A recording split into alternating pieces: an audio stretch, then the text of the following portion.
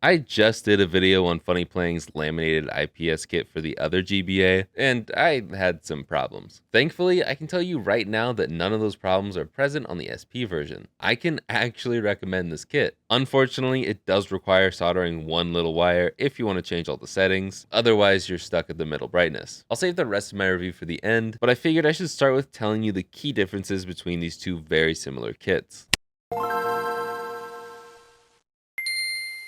Okay, before we get to the tutorial, I just want to let you know that I just made 3 very long lists of all the mod kits, replacement parts, and even the tools I use. They are ever-growing lists, so you can always go to my website and find out what I'm currently recommending. I'll always link the stuff I use in each video in the description, but if you're looking for something like a new SP battery, I'm not going to have that in every description, but you can always find it in the replacement parts list. Oh, and this isn't as in-depth as a lot of my other tutorials, because it's mostly the same process as every other mod kit for the SP, but if you still need a little extra help, I'll leave a link down below to my in-depth tutorial. I even use the exact same shell as this one, so if you're having a hard time putting the extreme rate shell together, you'll find your answers there. Alright, throw it back to old me.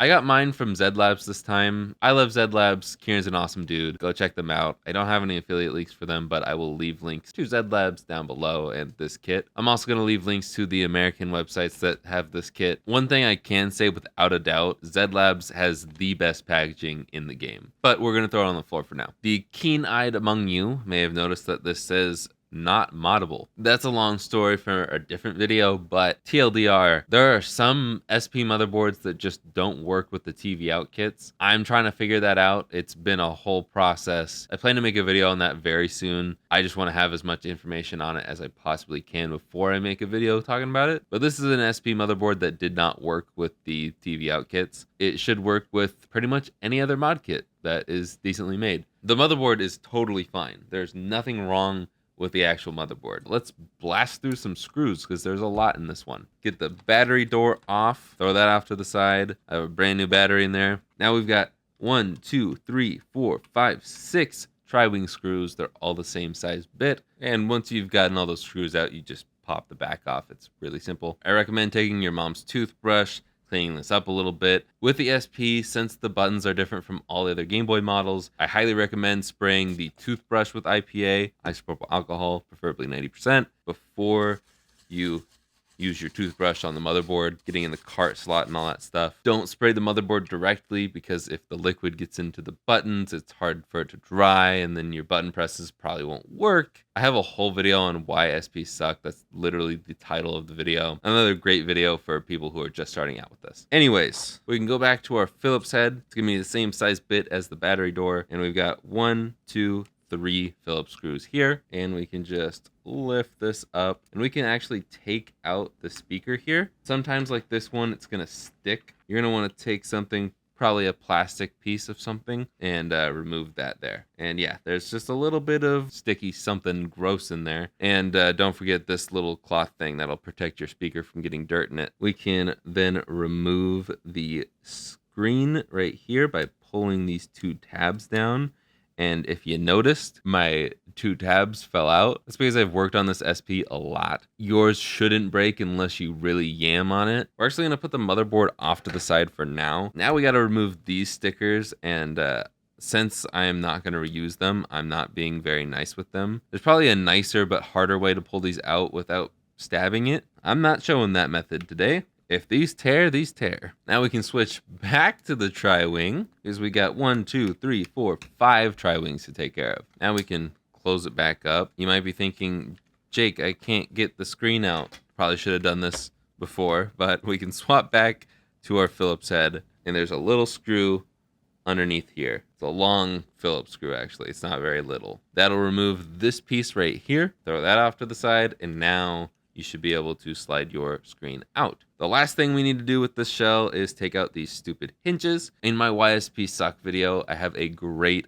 explanation on how to take these out, but the short version is push all of these little pieces in a little bit. Be very careful because you can break them. It doesn't matter if you do break them as long as you don't break all of them. If you break 1 or 2, it's probably going to be okay. But you do that and then you push it out just a little bit. Don't push it out all the way, just so it clicks out just a little bit. Then you swap it over, do the same thing. Now we can open it and it should easily push out. I'm going to use an extreme rate shell today. It is a little bit more work, but they're great shells. They have really cool designs on some of them. I will blast through the putting together of the shell because I used this exact same shell in my in-depth tutorial before. I'm actually going to open this up right now because it's got all the screws in it. Extreme rate, if you're watching, please put the screws in a separate bag. You have about 15 bags for everything else separated. A lot of those things don't need to be separated. It is a massive pain in the butt to open this style of packaging, which I don't even know why this is the odd bag out. Be careful when you open this. Screws might go flying. All right, I feel like I'm talking a lot for something that's not going to be an in-depth tutorial. This is where really the only difference is in this kit with the assembly part of it. It's just the thin little ribbon cable that I wish was way thicker. You lift the latch up, you can just slide that in there and lock it down. And there you go. If this ribbon cable was a little bit longer, that'd be great. So I forgot to install this strip and the foam. It hasn't affected anything for me yet, but just in case, you're going to want to put this strip down here to support the board. I don't know why they designed the board to stick over the edge like that, but oh well. And then just sandwich the foam in between the screen and the plastic when we go to close it up in a minute. Now we can take this double-sided tape and remove it. That way we can stick down the little PCB here. Now we can do the peel. Since this is laminated, we're not going to have to worry about fingerprints. And then we can just drop it in like so. Then you do the loop-de-loop and pull, and your shoes are looking cool. Then I like to take it a little bit further and pinch it like that. Don't actually pinch it, just hold it there. You can put the other half on. Then you got to go through the whole pile of screws to find the 5 small silver tri-wing screws and put 5 of those in the same 5 spots that we took them out of before. And here's where I'm going to do the first bit of soldering just to make things a little easier. Put your iron on this pad right here and then push the solder into the tip and lift up.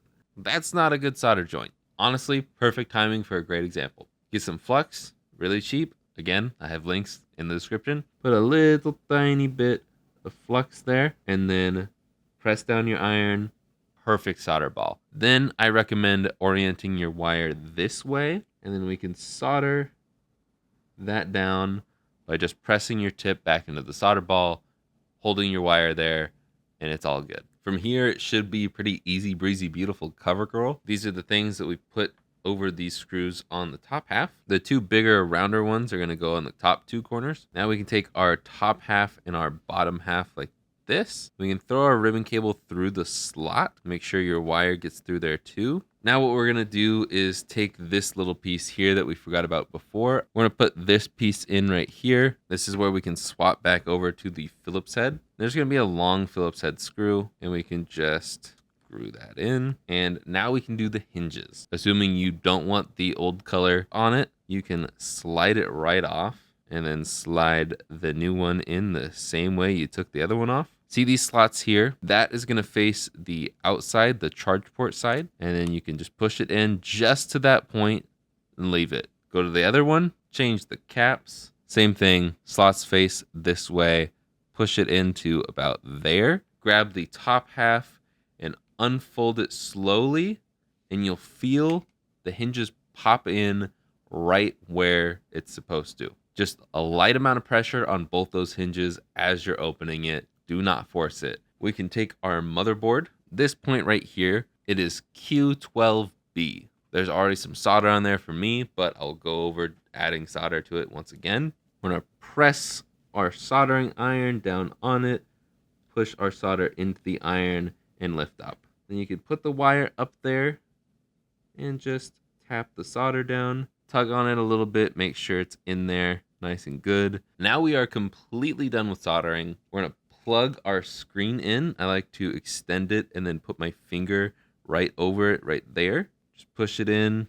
And then I like to lock both sides down with 2 fingers at the same time, but it should look like this. And also make sure that you orient the wire around the brightness button.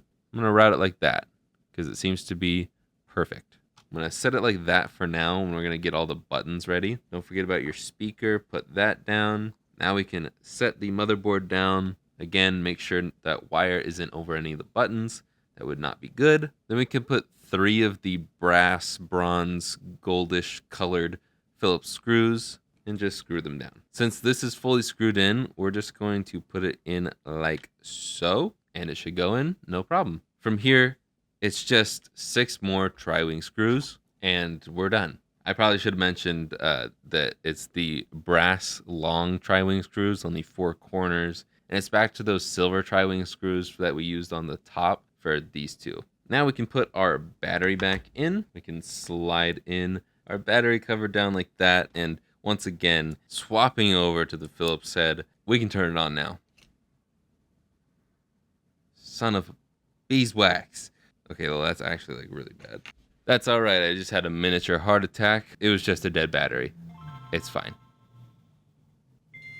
So to change the brightness, you can still press the brightness button to cycle through the 8 levels. With this kit, you can press and hold the brightness button to open the menu, long press to change between options, and quick press to cycle through them. You have 4 color palettes, 3 grid options, and a frame blending option. These are my preferred settings. One thing I didn't say in my intro is that I don't like that this still doesn't work with OEM shells. I feel like it should easily fit now that the screen is smaller, but it doesn't. You can fit it in the front half, but you can't close it up. Maybe there's something I don't know, or maybe they just want to sell you more of their shells. What I do know is that I've got a video coming up on a drop-in kit that I think is really cool. Soldering is optional in that one, and I was able to mod my special edition SP without any trimming. Like I said earlier, I can actually recommend this kit, so there will be links to it in the description down below. And of course, you can use code Jake to save 5 to 10% depending on where you buy it. So like, subscribe, and I will see you guys in the next one. Later, guys.